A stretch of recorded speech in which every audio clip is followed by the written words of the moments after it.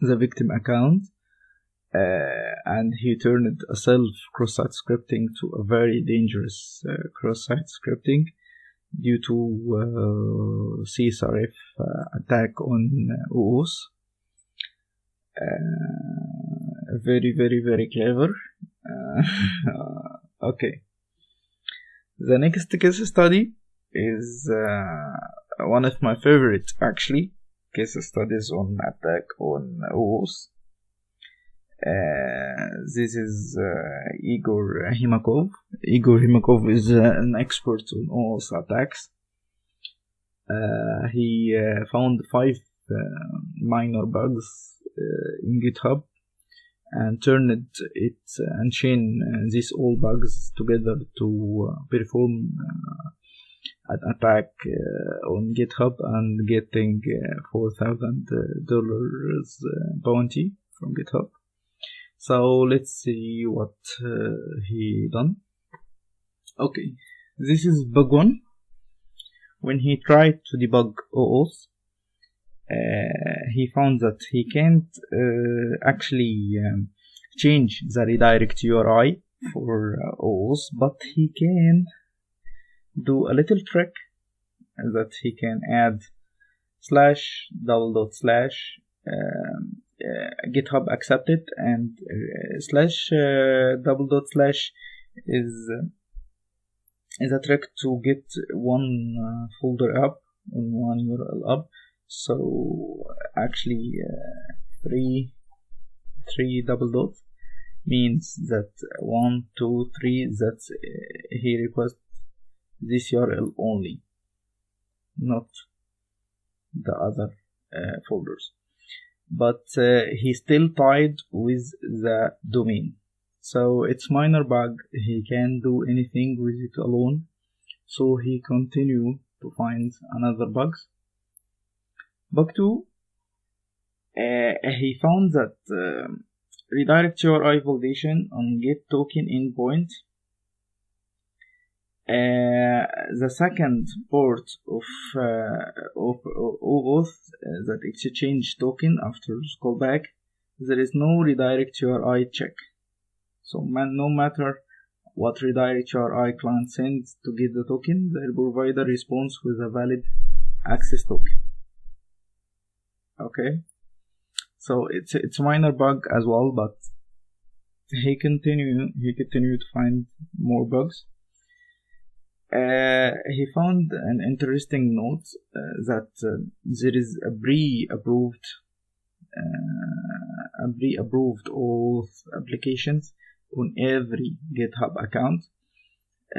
These application developed and owned by GitHub.com, and this application have full access to GitHub account. So this is interesting note that there is OAuth applications already owned by GitHub and have a full access account, full access scope on the user accounts. Bug 3, he could inject a cross-domain image in Jest. Jest is for the one who don't know Jest is a GitHub application that you can share snippets of code and snippets of documents with anyone. So it's supposed to prevent cross-domain images in Jest, but he can, with this bug, he can inject cross-domain images. So if he submit images like this, 3 slashes and the website, Jest and GitHub itself built with Ruby, so Ruby think it's just a relative path, but the browser, Firefox or Chrome, treat it as a URL and request this URL. Okay. Bug 4, Jest reveals the GitHub token in cookies.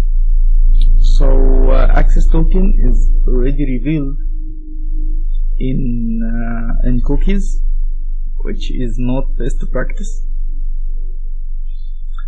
And bug 5, auto approval of scope for Jest client. That means Jest is pre-approved client on my GitHub that have all kind of scopes pre-approved, so no need to redirect the user to ask him if you want Jest to access your account or not and have these permissions or not. It's pre-approved. There is no need to another leg and the OAuth. So it's mine. So he connected these 5 bugs to make it very, very dangerous. What he done is crafted this URL to send it to the victim. This URL is just a login OAuth authorize. This is authorization for client ID. This is a client ID for Jest application, which is pre-approved. And redirect URI, this is jest.github.com. Auth GitHub callback, this is the legit callback for Jest, but he used the bug one to make it get back to the Jest and point to his own Jest. This is the Jest from Homakov, and when go to scope, he wants to access token with full scope he can get. So let's see what the content of Homakov Jest. This is in Homakov Jest. He entered his own domain and image. So when anyone visit this Jest, the image will load, and in the log for this image he can see the referrer that opens this page. So when the victim visit this crafted URL, he will redirect to this Jest with the authentication OAuth code, and Homakov can get this from the referrer that open this website from this image, and he can get this authentication code and complete it manually in his PC. Homakov can complete it manually using the authentication code. We done something similar in our attacking previous videos. So he completed just the github.com authentication, GitHub callback, and this is the authentication code. And okay, GitHub reveals the access token on the cookies, so we can open the cookies and get the access token and make direct request to access for this user repositories or account or anything he wants. So he could get full access on user account, private repository, read, write, access, everything on his account. He found this attack on 2 p.m. and reported it and got full access around 7 p.m. So it's less than 5 hours. It's less than 5 hours, yes, I think 4 hours. So that was a two of most famous attack on OAuth that turns out that minor bugs can be very, very dangerous if it chained with another bugs. So that's it for module 3.